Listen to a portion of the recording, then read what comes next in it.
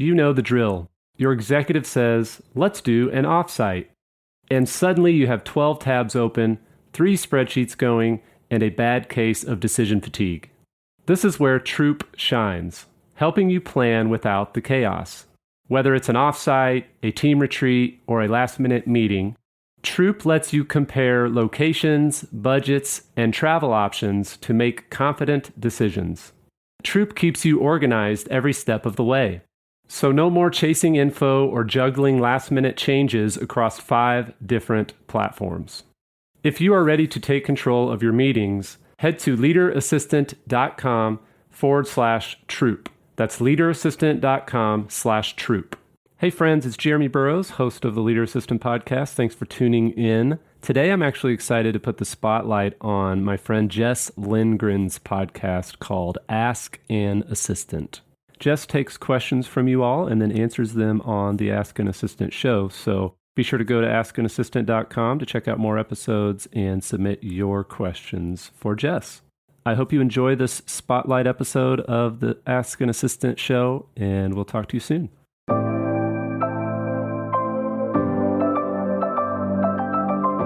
The Leader Assistant podcast exists to encourage and challenge assistants to become confident, game-changing leader assistants.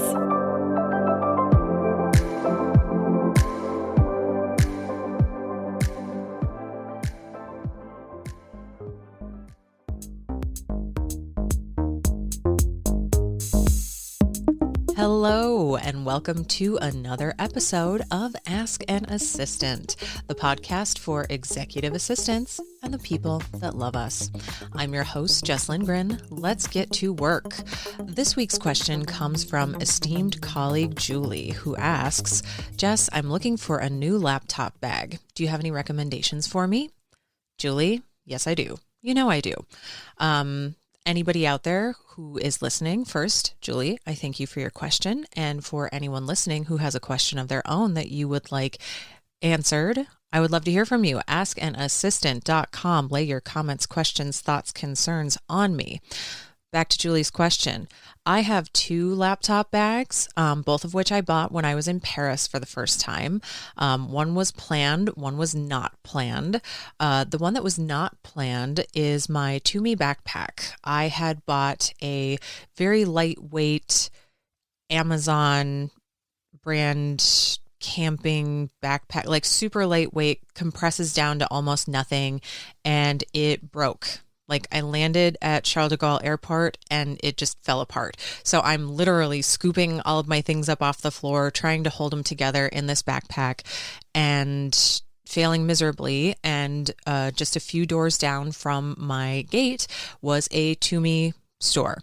Not the best option to buy at the airport. I'm just going to come out and say it. I definitely paid way more for that backpack than I should have. However, had a really lovely interaction with the woman there. She was an excellent salesperson and really sold me. It was definitely a less expensive model. I could have spent more. I will tell you that. I wasn't thrilled with what I spent. Even now, I'm still a little bit like, man, if you just, maybe there was like I don't know, some other backpack store somewhere else in the airport. But, you know, off of an international flight, you're tired, you're jet lagged, you're whatever. You just need a backpack sometimes. And I was like, you know what? How many times do you come to Paris? We're going to treat ourselves. So bought the To-Me backpack. I still have it 10 years later. I'd have to look at what year that was. It's been at least 8, if not 10 years since I bought that backpack. I still have it. I still use it all the time. It's still in excellent shape for all the trips that it's been on. So even though the price point still stings a little bit, even 8, 9, 10 years later, it's been totally worth it. Like the cost per use has definitely amortized over time. It felt a little excessive at the time. And again, 8, 9, 10 years later, it still feels a little excessive for a backpack.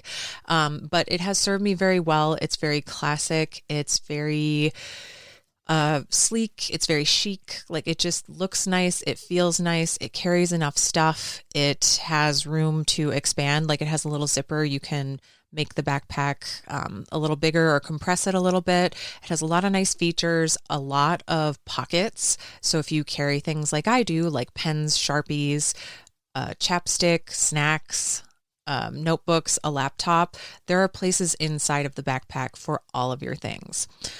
The second laptop bag that I have was the planned purchase, which is the Longchamp Le Pliage. I had planned to go to the shop on the Champs-Élysées and buy myself a Le Pliage. And I am so thrilled that I did. I still have my Paris one. I think I've bought 3 total bags from Le Pliage, Longchamp rather, from the Le Pliage line over the years, all of which have come from Paris. I did recently buy, so like the bag, like the full size bag that I have a canvas Le Pliage, the folding style. It's a black bag. It folds down. It's super lightweight. It's really nice.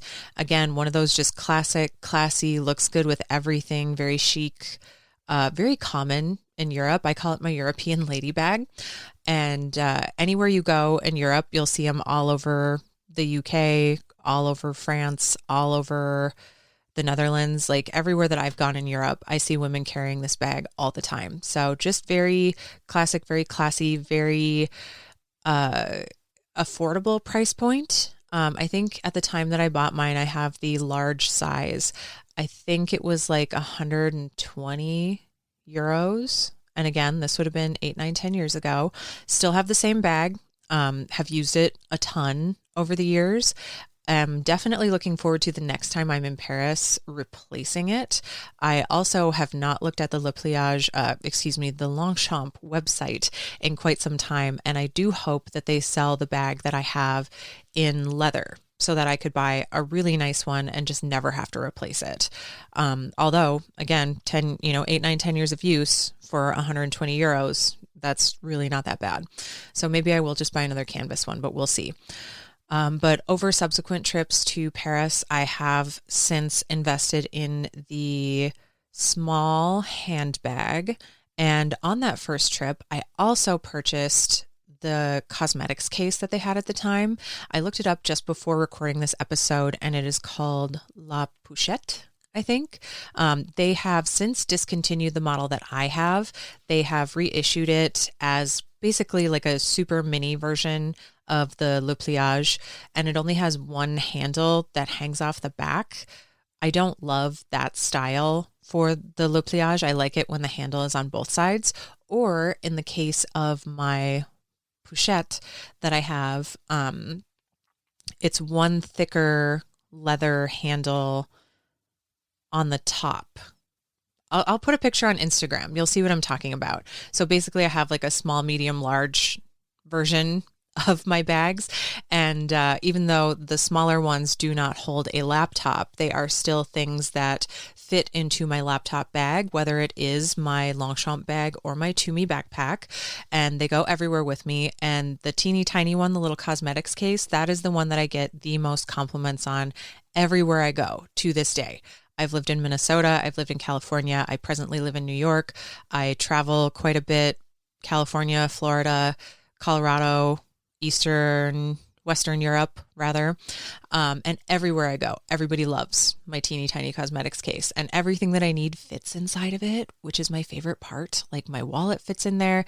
I might actually do a little what's in my bag on Instagram. I keep meaning to do it. Every time that I open up my bag, I'm just like, wow, all the stuff that's in here. I should really just do a quick little, here's everything that actually fits in here. So it's basically everything that I need that's not my laptop fits inside of that little cosmetics case. So that's where I'm at. I personally am not a huge brand person. Like I have no problem shopping at and wearing, like looking at my outfit right now, I am wearing at least 50% Costco, and I have no problem with that. However, I am often in situations where people, if they don't care about brands, they at least notice brands. So maybe people do care if they notice. But I definitely have some basics like my coat, my jacket is a Calvin Klein piece. And then again, having my Tumi backpack, my Longchamp Le Pliage, those are pieces that are just instantly recognizable. People see them and they're like, okay, you've got a nice little... It serves both purposes of being a recognizable brand, very sturdy and reliable and affordable. So it serves three purposes, because, even though I think I paid like 400 euros for the Tumi backpack, which again, not thrilled about it, but over the course of many years, it has more than paid for itself. And with the Le Pliage, 120 euros after a couple of years, that was totally worth it. So, it just serves a lot of purposes. However, Julie, for you, these are the items that I like. I also carry the Le Pliage, the Longchamp bag less, just because I am in my 40s and putting the laptop on one shoulder is less comfortable, or at least less tolerable than it used to be. So I definitely use my backpack a lot more so I can evenly distribute the weight between my shoulders.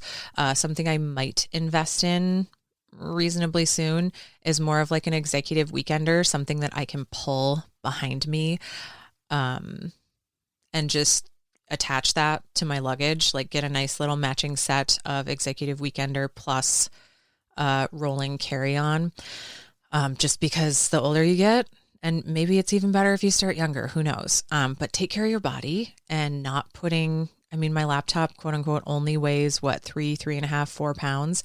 That's still a lot especially when you're putting it on just one shoulder. So the long and the short of it, I love these pieces. They were investments, but they have served me very well. And then for you, Julie, it's really going to depend. Do you want a backpack? Do you want a one shoulder bag? Do you want, I had a good friend who had and loved a really nice Kate Spade purse that was big enough to hold a laptop. I think a lot of designers, anywhere from Target all the way up to whatever expensive Louis Vuitton, I don't know if they're the most expensive, but like that's the expensive brand that's coming to mind for me right now. A lot of brands have recognized the value and adapted over the last 5 to 10 years to accommodate up to a 15-inch laptop. So I think it's really going to depend on your personal preferences. If you want more of a traditional, like a purse, if you want something more like a tote bag, like I think it's Louis Vuitton, I think, that makes like kind of a classic large leather tote style. Because I had another girlfriend who really, that's all she carries. Like it's big enough to put her coat in if she's on a flight, plus a bunch of other stuff. A friend with a purse, a friend with a giant designer tote bag. I like my somewhat designer foldable Le Pliage. I like my designer-ish backpack.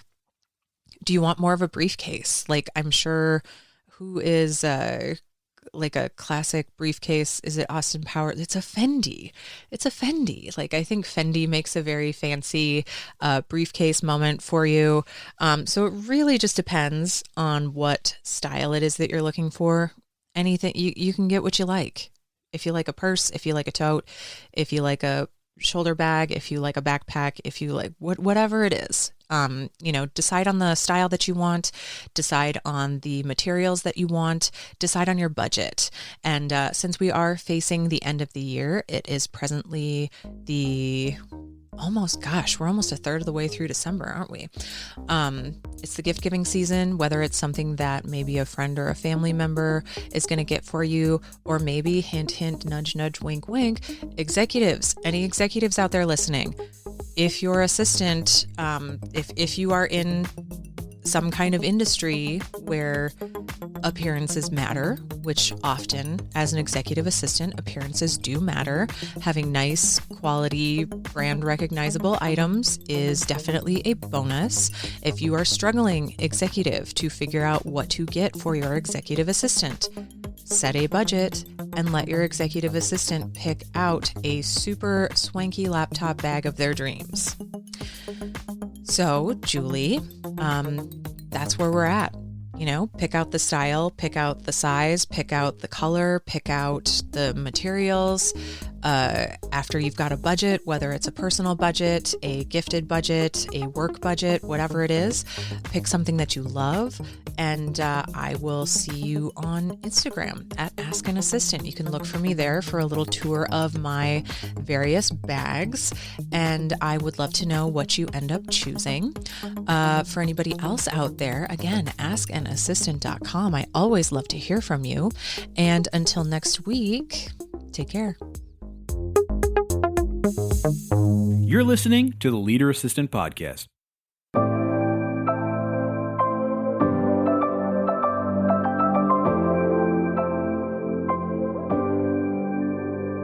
Please review on Apple Podcasts.